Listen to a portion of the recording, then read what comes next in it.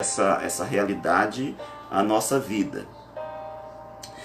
Nós sabemos que Deus, Ele é o Criador, Ele é o controlador do universo, e tudo existe nele e por causa dele, sejam as coisas animadas e inanimadas.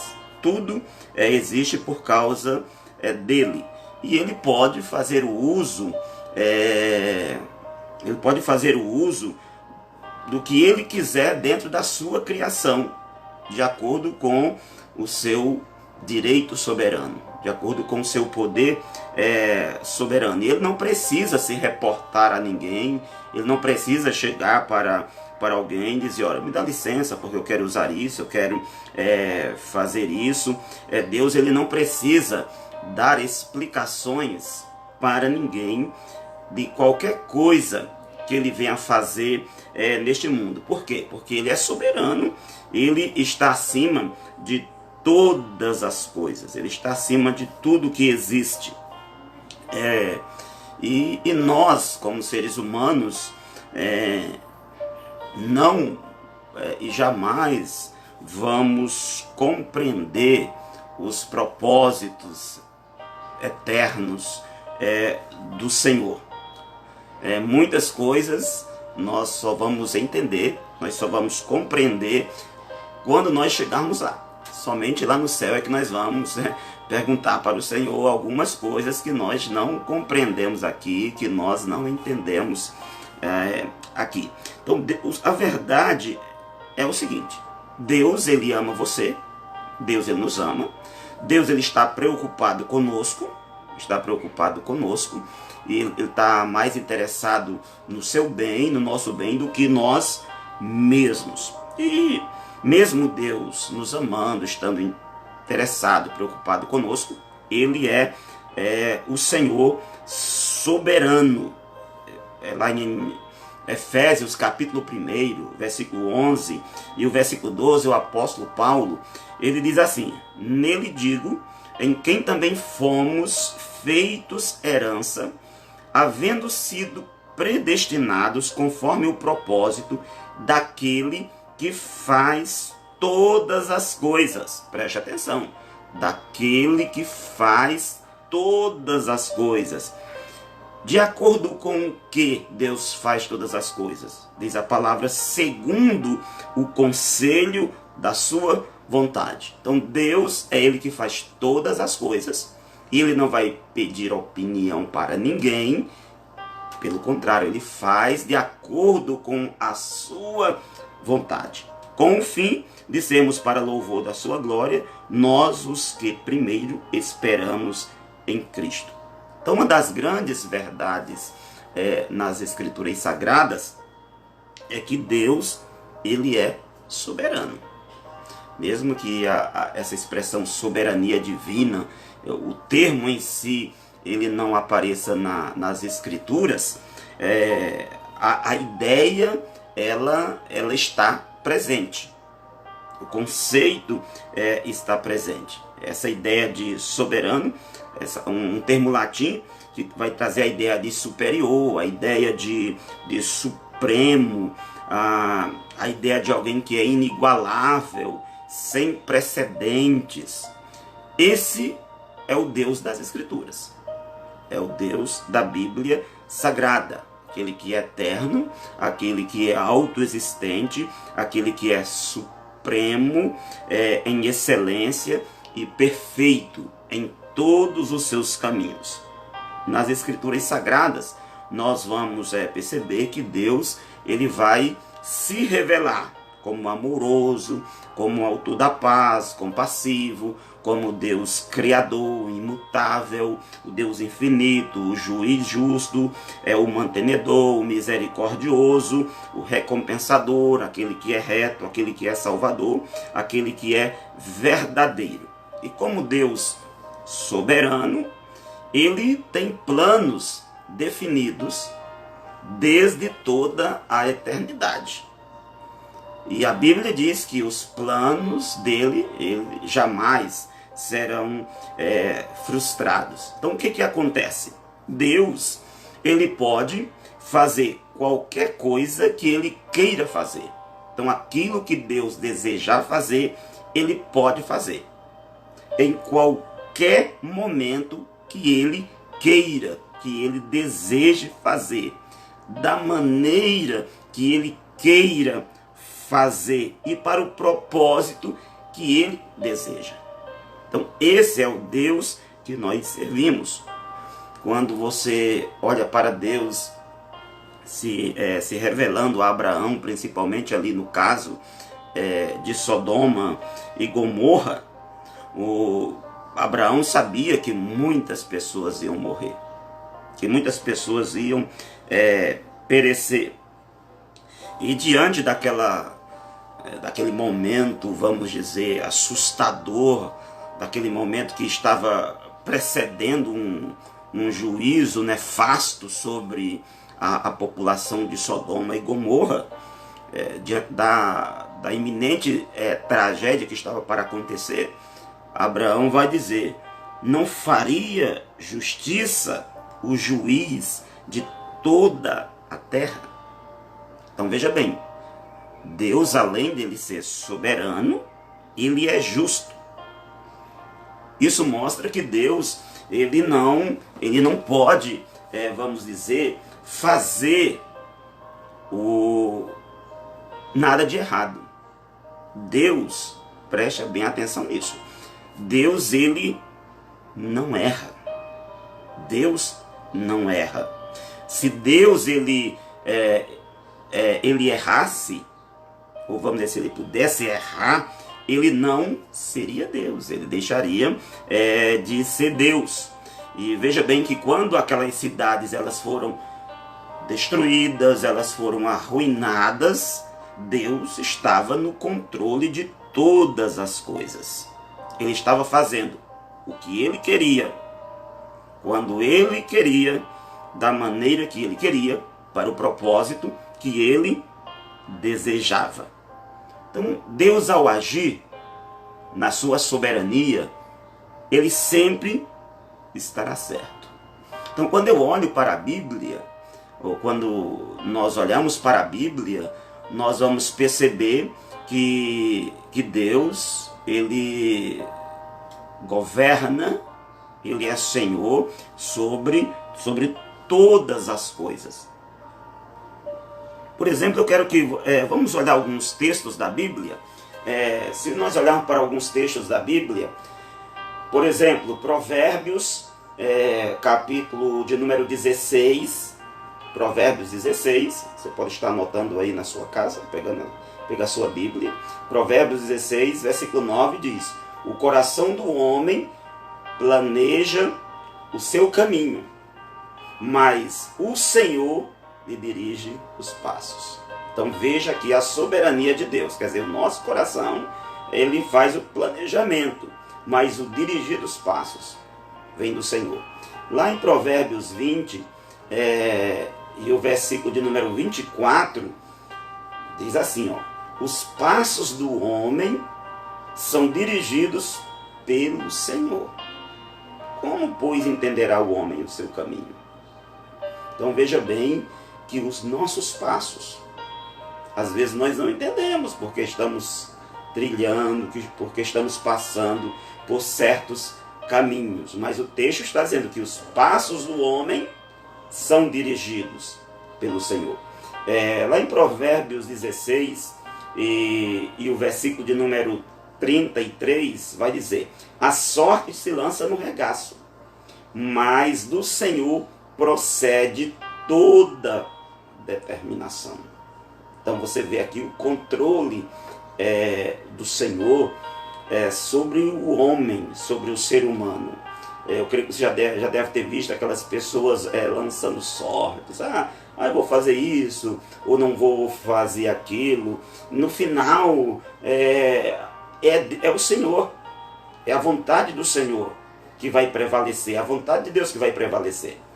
Se você for, por exemplo, Provérbios no capítulo 19, e o versículo 21 diz que muitos são os planos da mente do homem. Quer dizer, muitos são os planos. mas o propósito do Senhor é que permanecerá. Então o que vai permanecer é o propósito de Deus, é a vontade de Deus, aquilo que Deus projetou, aquilo que Deus planejou, aquilo que o Senhor estabeleceu, aquilo que Deus quer é o que vai permanecer. Jeremias capítulo 10, o versículo de número 23, você vai ver que o Senhor diz: eu sei, ó Senhor, que não é do homem o seu caminho, nem do homem que caminha o dirigir os seus passos. Então você percebe nesses textos que nós acabamos de ler, que a minha vida, que a sua vida, ela é controlada pelo Senhor. Quem está dirigindo os nossos passos, quem está dirigindo os seus passos é o Senhor. Irmãos, esse é um motivo para nós descansarmos. É um motivo para nós não entrarmos em pânico, não entrarmos em desesperos. Sabemos que Deus, Ele está no controle de todas as coisas, até dos nossos passos. Há um livro que é muito interessante nas Escrituras, que vem apresentar essa perspectiva aí da soberania de Deus, esse governo soberano de Deus sobre as nações da terra, sobre os próprios governantes da terra. Se você observar, você vai perceber lá em Daniel capítulo 4, versículo 17, quando o profeta diz: esta sentença é por decreto dos vigias, e esta ordem por mandado dos santos, a fim de que conheçam os viventes. Conheçam o quê? Que o Altíssimo tem... Quem é o Altíssimo? Deus. Tem domínio. Quem é que tem domínio? O Altíssimo. Sobre o reino dos homens, e dá a quem quer, e até ao mais humilde dos homens constitui sobre ele. Então você vê que os governantes da terra somos nós que elegemos, prefeitos, governadores, presidentes, mas o texto bíblico diz que Deus dá a quem quer, porque é Ele que controla. Ele é o Altíssimo que tem domínio sobre os governantes da terra. Lá em Daniel capítulo 4, o versículo 25, diz assim: até que conheças que o Altíssimo tem domínio sobre o reino dos homens e o dá a quem quer. Irmãos, Deus estabelece, o Senhor coloca líderes em uma nação, seja onde for. É Deus que quer, Deus que está no controle. Se você olhar para Daniel ainda no capítulo 4, versículo 32, vai dizer: até que conheças que o Altíssimo domina sobre o reino dos homens e dá a quem quer. Então ele domina, ele estabelece quem ele quer. Quando nós vamos mais adiante ainda, se você perceber, no capítulo 5, no livro ainda de Daniel, você vai perceber que o texto bíblico, ele vai dizer: e foi tirado dentre os filhos dos homens, e o seu coração foi feito semelhante ao dos animais, e a sua morada foi com os jumentos monteses. Fizeram-no comer a erva como os bois, e do orvalho do céu foi molhado o seu corpo, até que conheceu que Deus, o Altíssimo, tem domínio sobre o reino dos homens, e a quem quer constitui sobre ele. Então, quando você olha para o livro de Daniel, você percebe aí o capítulo 4 de Daniel, essa soberania de Deus sobre os governantes da terra. Ele é o Senhor. Quando a Bíblia chama de Altíssimo, está se referindo àquele texto que nós encontramos lá em Gênesis capítulo 14, versículo 22. A própria palavra Altíssimo é El Elyon, quer dizer, aquele que é o possuidor do céu e da terra. Então, irmãos, é Deus que é o dono, é Deus que é o possuidor, é Deus que é o Senhor. Os salmistas, por exemplo, lá no Salmo de número 24, versículo 1, ele vai dizer que a terra e o mundo e a sua plenitude, todos aqueles que neles habitam, pertencem ao Senhor. Pertence ao Senhor. Então, tudo pertence a Deus. Tudo está debaixo, sob o controle de Deus. Nada está fora do controle de Deus. Você quer ver? Observe. Aí na sua Bíblia, pega a sua Bíblia aí, olhe. Êxodo, capítulo de número 9. Pega a sua Bíblia e observe capítulo de número 9 e o versículo de número 29. Veja que nós estamos aqui em um estudo da palavra. Você vai abrir na sua Bíblia aí na sua casa. Nós estamos estudando sobre a soberania de Deus. Deus controla todas as coisas? É esse o nosso assunto. E nós estamos mostrando, através de textos bíblicos, que o Senhor está no controle. Ele controla todas as coisas, os passos do homem, ele dirige a vida, os governantes da terra, ele estabelece quem ele quer, ele coloca quem ele quer. Mas vamos lá para Êxodo, capítulo 9, versículo 29. Olha o que diz a palavra. Então lhe disse Moisés: em saindo da cidade, estenderei minhas mãos ao Senhor. Os trovões cessarão, e não haverá mais saraiva, para que saibas que a terra é do Senhor.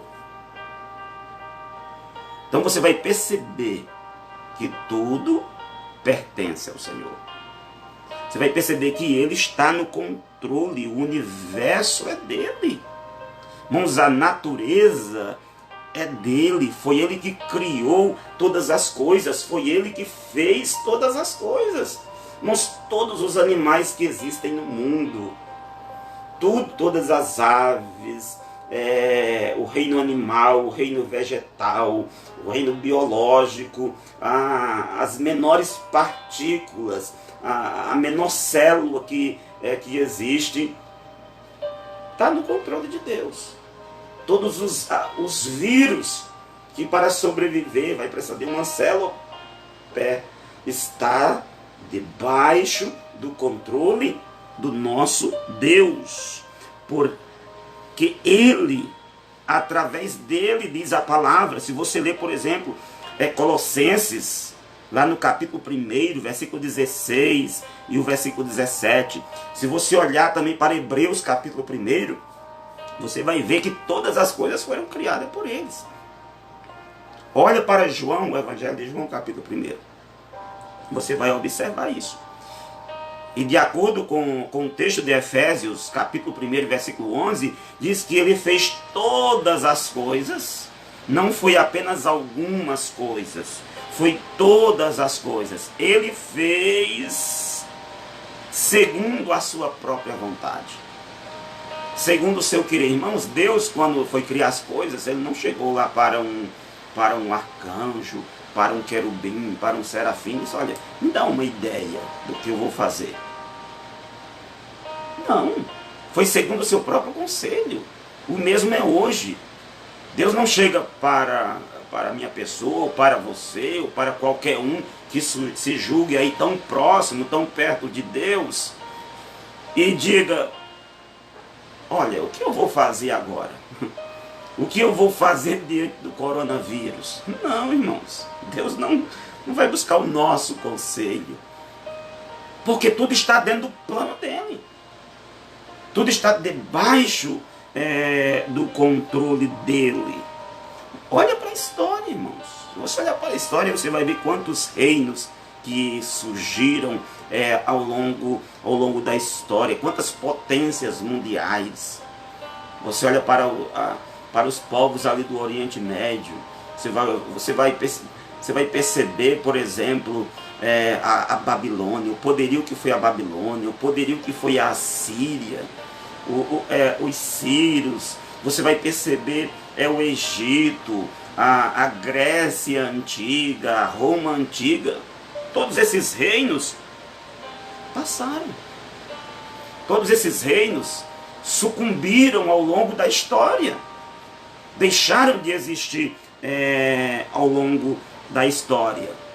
Deus permanece no trono dele, o reino de Deus, o projeto de Deus permanece. Por quê? Porque ele está no controle de todas as coisas. Lá em 2 Crônicas, no capítulo 29, versículo 12, quando Davi ele faz a sua oração, ele diz assim, olha, tanto a riqueza como a honra vem de ti, e tu reinas sobre todos, sobre todos. Então preste atenção nisso. Deus, ele tem feito o que ele quer, quando ele quer, da maneira que ele quer, para o propósito que ele quer. Ele é soberano. Ele é soberano. Eu acho muito... tem um texto da Bíblia que tem uma relação muito grande com essa questão da soberania de Deus, do controle de Deus. Principalmente agora, quando nós estamos vivendo aí essa pandemia e as pessoas ficam, mas qual é a relação de Deus com as pandemias? Qual é a relação de Deus com as tragédias que alcançam o mundo? Qual é a relação de Deus com os problemas que nós estamos vivendo?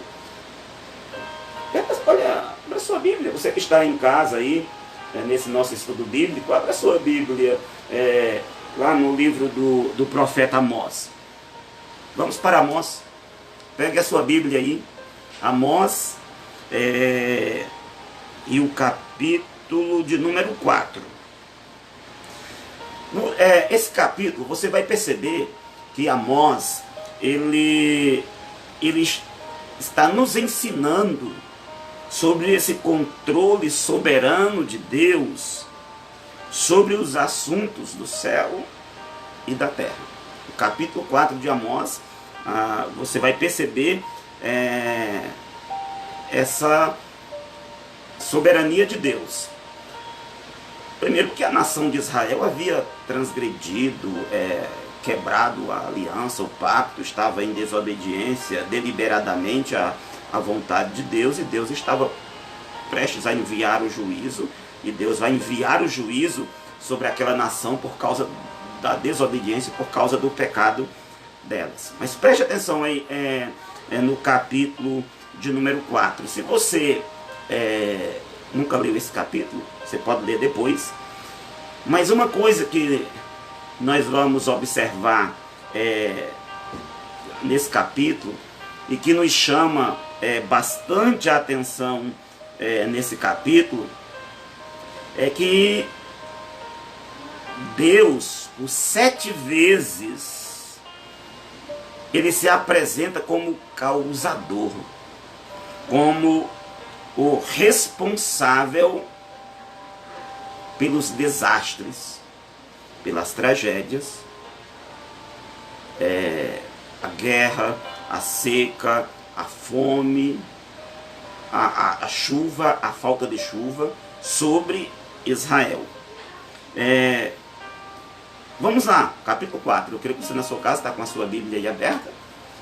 Vamos lá. Amós, lá nos profetas menores. Lá depois de Daniel, nós temos os profetas maiores, e após os profetas maiores, nós temos os profetas menores. Oséias, Joel e logo Amós. Olha o que diz Amós capítulo 4, versículo 6. Por isso também vos dei. Quem está dando? Deus. Vos dei limpeza de dentes em todas as vossas cidades, e falta de pão em todos os vossos lugares. Contudo, não vos convertestes a mim, diz o Senhor. O que Deus está dizendo, irmãos, nesse texto da palavra? O que o Senhor está dizendo? Ele está dizendo que a falta de pão foi Ele que enviou. A escassez de alimento foi Deus que enviou. Ele está dizendo, foi eu que dei. Fui eu que fiz isso. E mesmo assim vocês não olharam para a falta de alimento e se converteram, se voltaram para mim. Qual era o intuito de Deus, irmãos? Nisso. Era fazer com que Israel passasse fome? Era esse o objetivo de Deus? Não. O objetivo de Deus era que Israel se voltasse para Deus. Se voltasse para o Senhor. Mas vamos mais para frente. Você que está com a sua Bíblia em Amós, capítulo 4 ainda, versículo 7. Então veja bem que Deus reteve o pão. O povo não tem pão, não tem comida. Versículo 7. Além disso, retive de vós a chuva, quando ainda faltavam 3 meses para a ceifa. E fiz que chovesse sobre uma cidade e não chovesse sobre a outra cidade. Sobre um campo choveu, mas o outro, sobre o qual não choveu, secou-se. Quem que reteve a chuva? Foi Deus. O Senhor, Ele é claro, Ele está dizendo, eu retive a chuva. Eu mandei a chuva sobre um campo e sobre o outro não. Irmãos, isso é o controle de Deus sobre a natureza.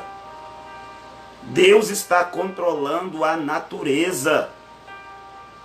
Meus irmãos, Deus, Ele tem o controle absoluto de todas as coisas. Mas vamos continuar. Amós capítulo 4 ainda, versículo 9. Feri-vos com queimadura e com ferrugem. A multidão das vossas hortas e das vossas vinhas, e das vossas figueiras e das vossas oliveiras, comeu a locusta. Contudo, não vos convertestes a mim, disse o Senhor.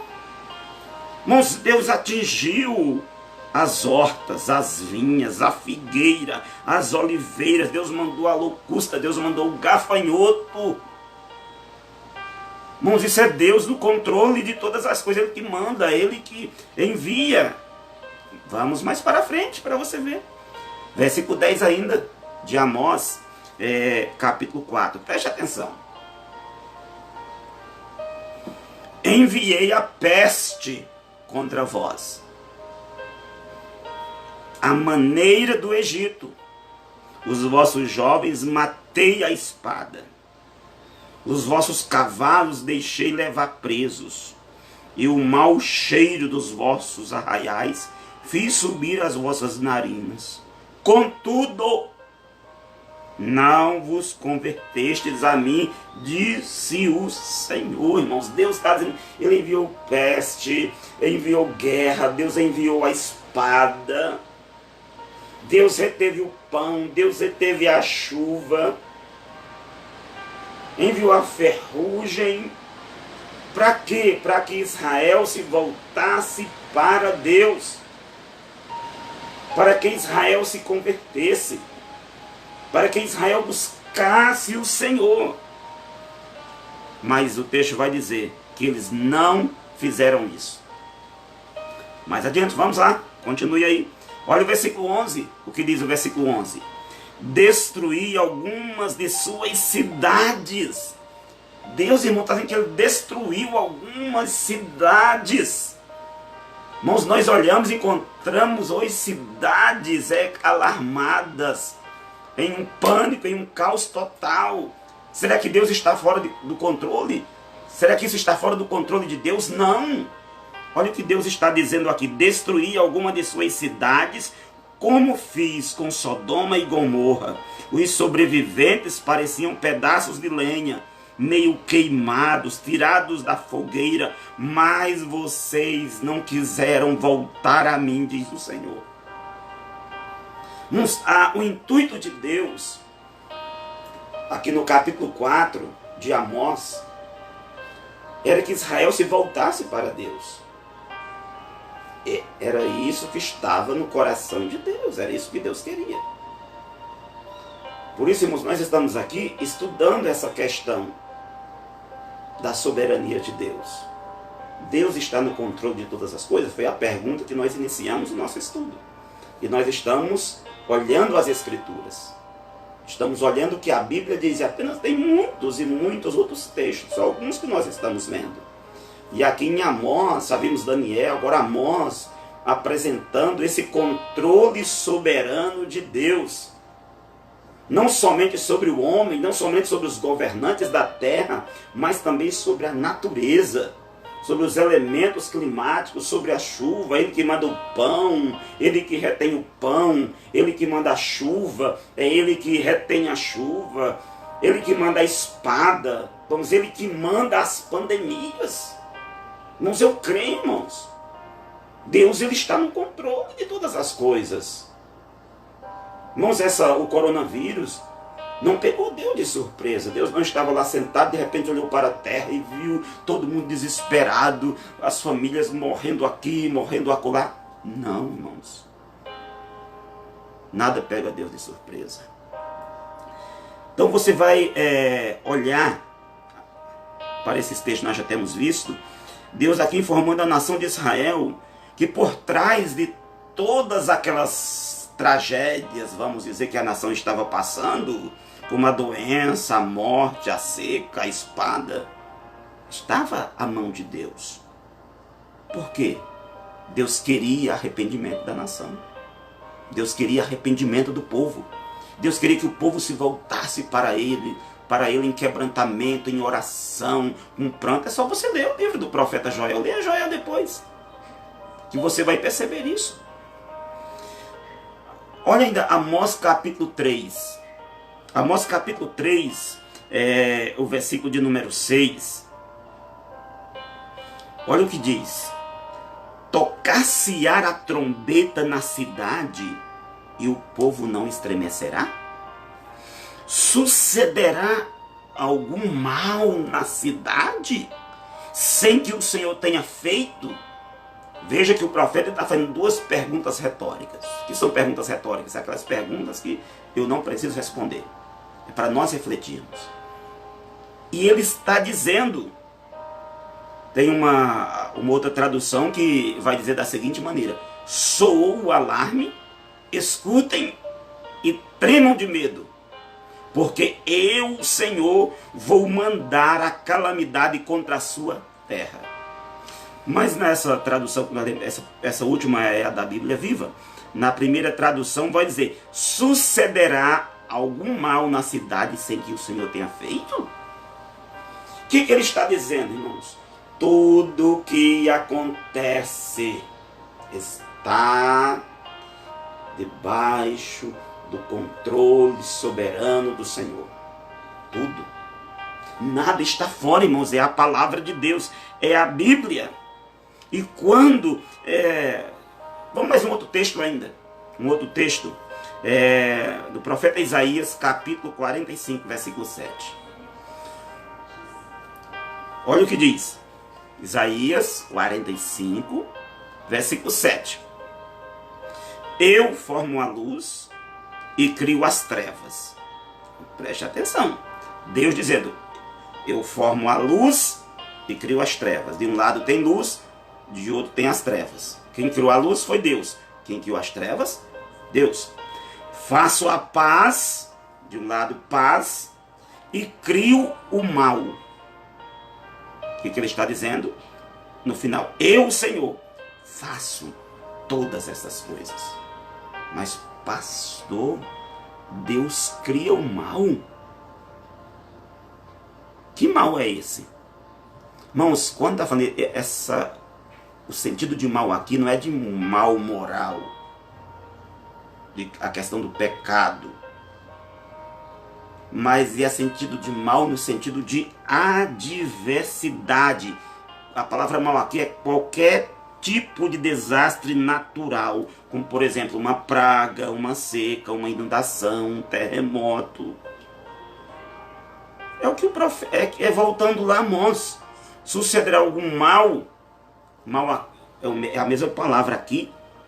Mal aqui.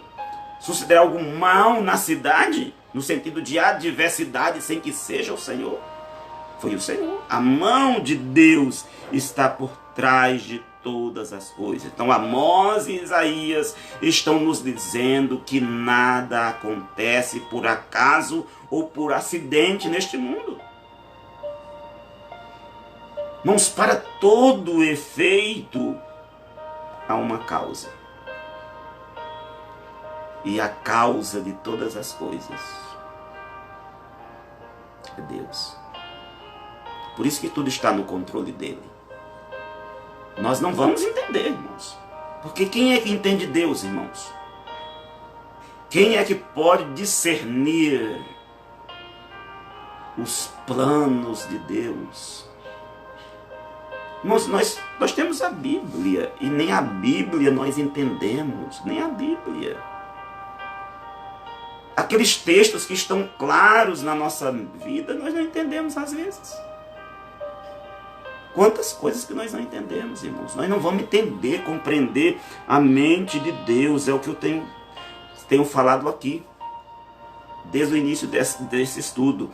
Deus faz o que Ele quer fazer, quando Ele quer fazer, da maneira que Ele quer fazer, para o propósito que Ele quer fazer. E Ele envolve a pessoa que Ele quiser envolver. A pessoa que Ele quiser usar, Ele vai usar. Por quê? Porque Ele é soberano. Ele está no controle de todas as coisas. No controle de tudo. Então nós precisamos nos apegar a essa verdade. Salmo 66, versículo 7, diz que Ele governa pelo seu poder para sempre. 1 Timóteo 6,15 diz: o bem-aventurado e único poderoso Senhor, Rei dos reis e Senhor dos senhores. Deus governa sobre a criação. Deus governa sobre tudo. Ele está no controle de todas as coisas. Nós não entendemos isso. Por exemplo, esse controle, essa soberania de Deus. Se olha para Isaías capítulo 30, versículo 20, diz: embora o Senhor lhe dê o pão da adversidade e a água da aflição.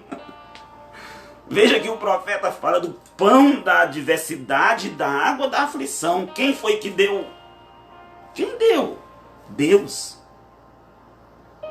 Suas adversidades. Deus pode até usar o diabo nas suas adversidades. Mas ele que está no controle é Deus. O exemplo clássico disso é Jó, que você conhece muito bem. Então as adversidades, as aflições, Deus está no controle. Deus está no controle. Então eu não posso, irmãos, duvidar da palavra de Deus. Eu não posso duvidar de que Deus ele está no controle das nossas vidas. Irmão, se eu duvidar disso, eu estou semelhante a um ateu. Eu preciso crer. Crer nessa verdade que Deus está no controle disso. 1 Crônicas, capítulo 29, versículo 11 e 12 diz: teu, ó Senhor, é a grandeza, é o poder, é a glória, é a vitória, é a majestade, porque tudo que há no céu e na terra é teu. Teu é o reino, ó Senhor, e tu és exaltado como cabeça acima de tudo, tanto riquezas como honra vem de ti, e tu reinas sobre todos. Ele reina sobre todas as coisas, neste exato momento, meus irmãos. Saiba disso, Deus está no controle. Isso me traz esperança, isso traz conforto para a minha vida.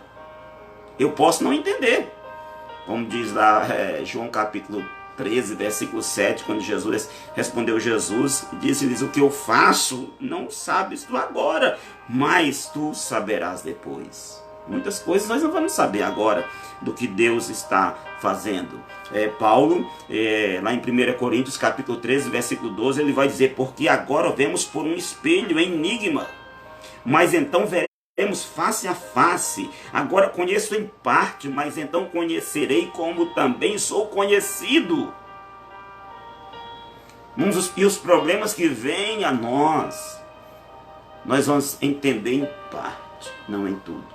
E todo problema que vier à sua vida, toda tribulação que vier à sua vida, toda dificuldade que vier à sua vida, tudo aquilo que vier em rota de colisão com a sua existência, nunca vai ser maior do que a capacidade que Deus vai te dar para suportar.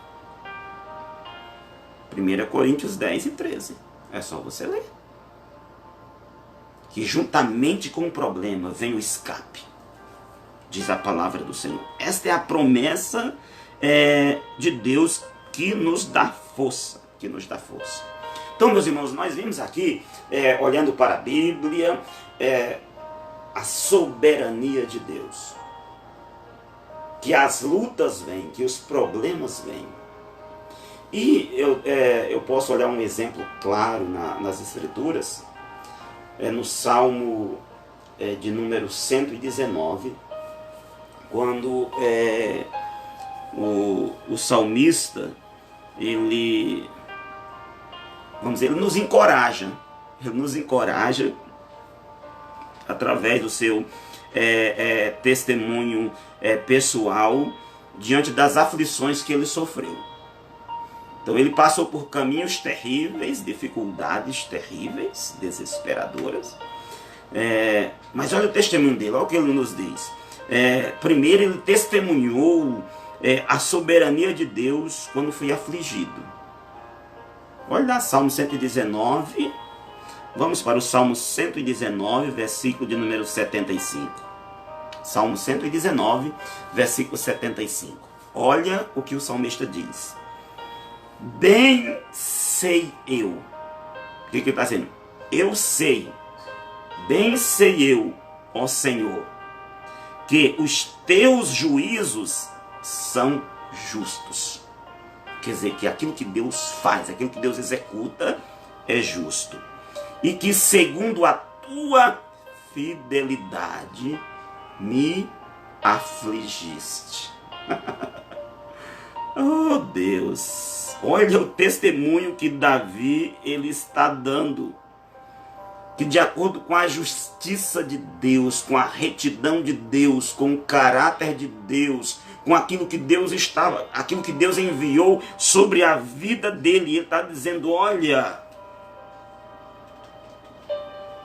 foi ele é justo. E foi segundo a fidelidade dele.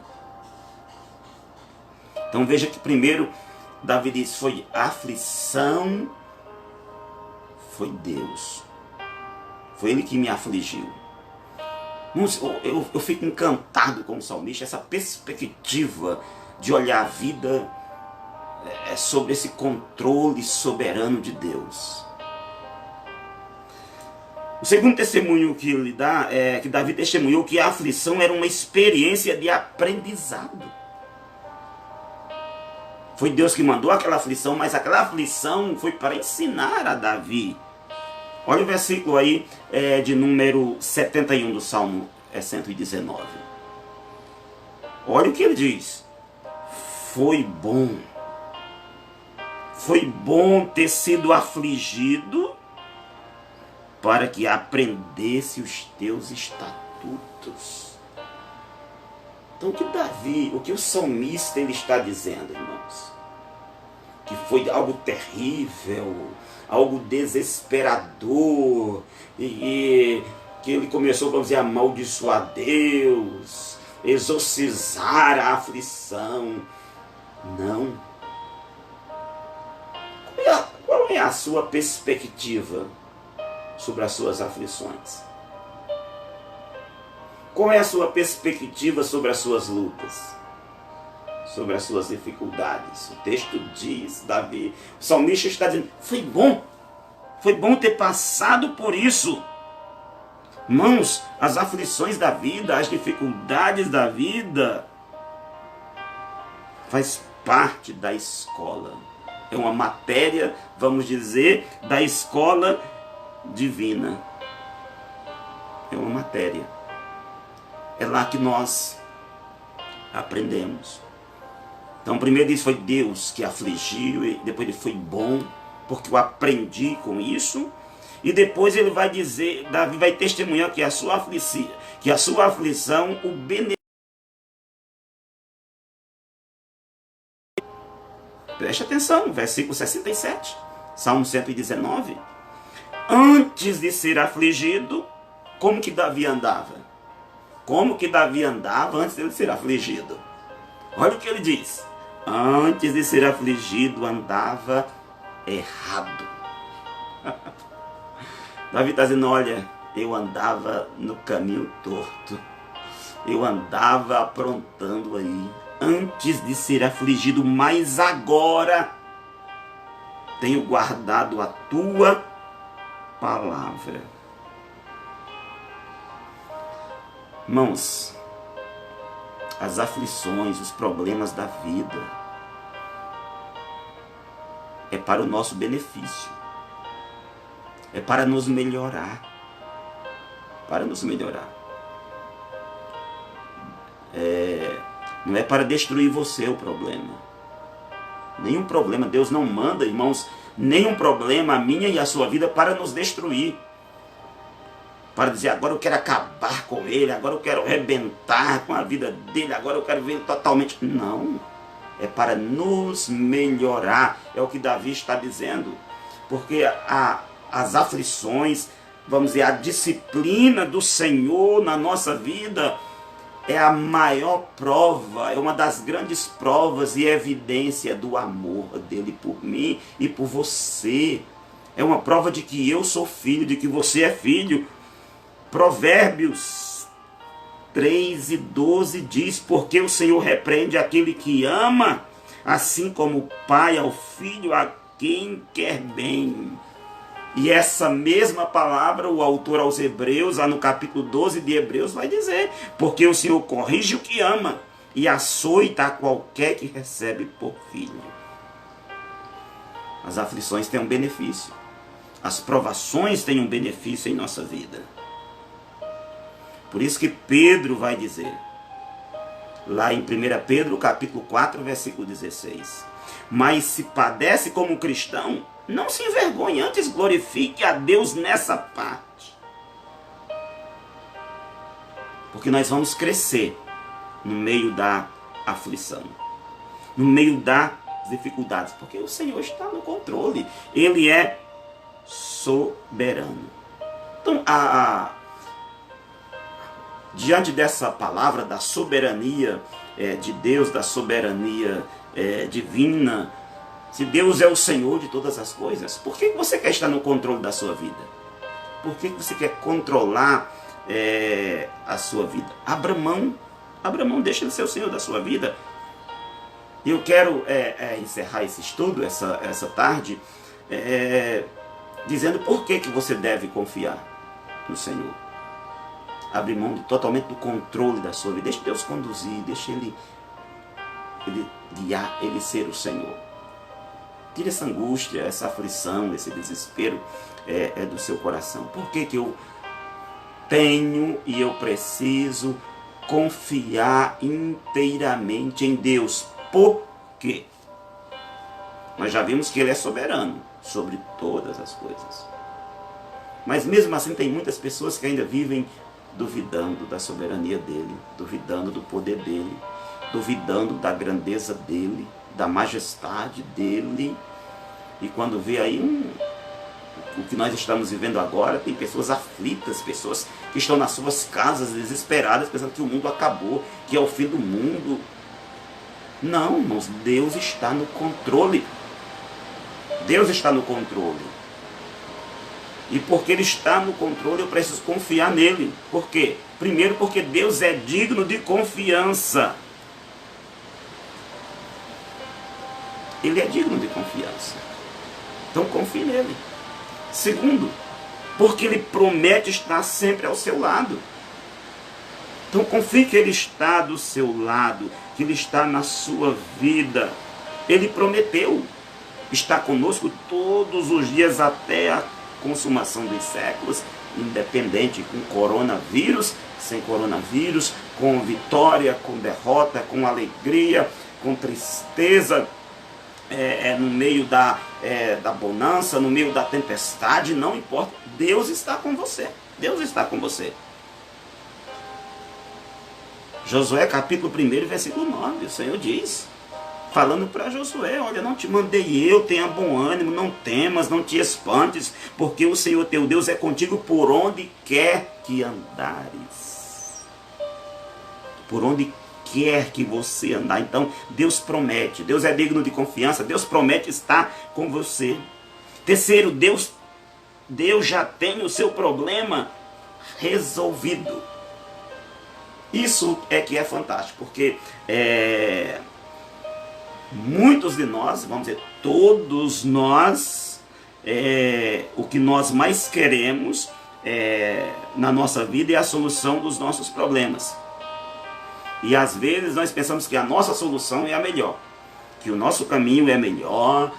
Hoje eu fico olhando aí, irmãos, as pessoas dando palpite, e uns dizem assim, aí o Brasil agora vamos ter uma grande crise econômica após tudo isso, aí agora todo mundo é economista, todo mundo agora é presidente. Onde em casa eu falava aqui, nós estamos igual na época da Copa do Mundo, todo brasileiro era técnico da seleção brasileira, sabia qual é o melhor time, como jogar. Nós estamos vendo a mesma realidade, parece que todo mundo tem a solução para o Brasil. Parece que todo mundo diz assim, se fizer assim, aí o outro diz, não, tem que ser A, o outro vem e diz, não, tem que ser B, o outro diz, não, tem que ser C. Meus irmãos, eu quero dizer uma coisa para você nessa tarde. Preste atenção, Deus já tem o seu problema resolvido. Sabe por que Deus já tem o seu problema resolvido? Porque Ele escreveu a história do princípio ao fim. A Bíblia diz que Ele é o alfa e o ômega, o primeiro e o último. Então o seu problema está resolvido. Deus tem a solução para todas as coisas. Outra coisa, confie em Deus, porque Deus não comete erros. Nós já falamos aqui ao longo desse estudo. Deus não erra. Eu posso errar, você pode errar, nós podemos, vamos dizer, errar, mas Deus não. Deus não falha. Deus não erra. Ele controla todas as coisas. Deuteronômio 34, versículo 32, versículo 4, vai dizer, suas obras são perfeitas e todos os seus caminhos são justos. Deus não comete erros. Deus não falha. Então confie em Deus, confie nele. Ele não falha, ele não erra. Uma outra questão, uma outra verdade: os nossos problemas, os seus problemas não pegam Deus de surpresa. Nós já comentamos aqui durante o estudo. O coronavírus não pegou Deus de surpresa. Nós ficamos perplexos. A humanidade está perplexa. Mas Deus não. Deus não está perplexo diante do que está acontecendo. Ele sabe de todas as coisas. Leia o Salmo 139. Deus, irmãos, Ele conhece os nossos caminhos.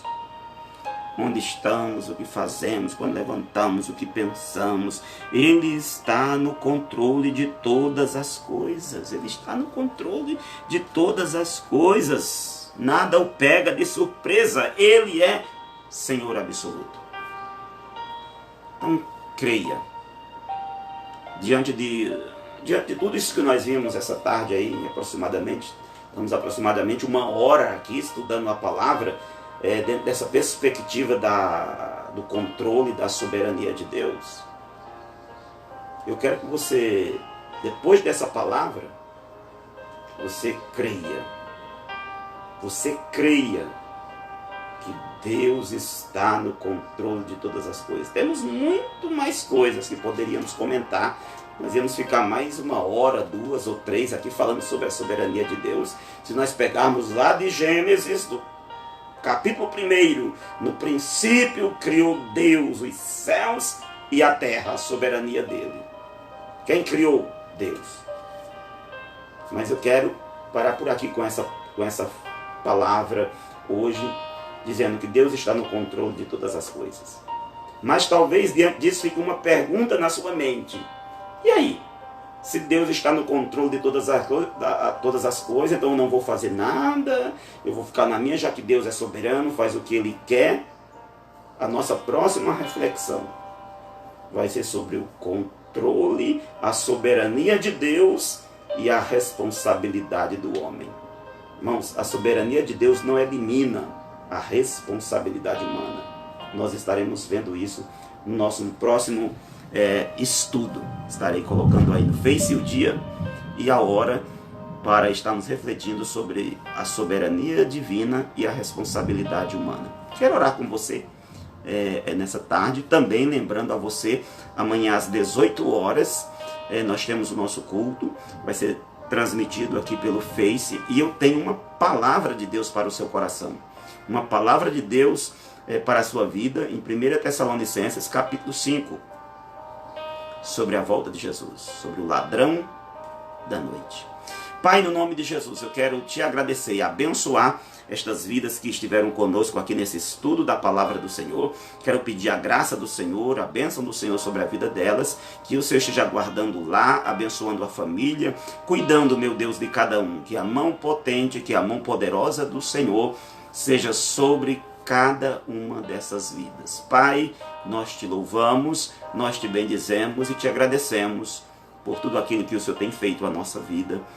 Continue, Senhor, com a tua mão sobre nós. Nós confiamos e cremos na soberania divina. Nós cremos que o Senhor está no controle de todas as coisas. Abençoe cada lar e cada casa, em um nome santo e precioso de Jesus. Que o Senhor, assim, te abençoe e te espero no nosso próximo encontro para estudarmos a Bíblia Sagrada.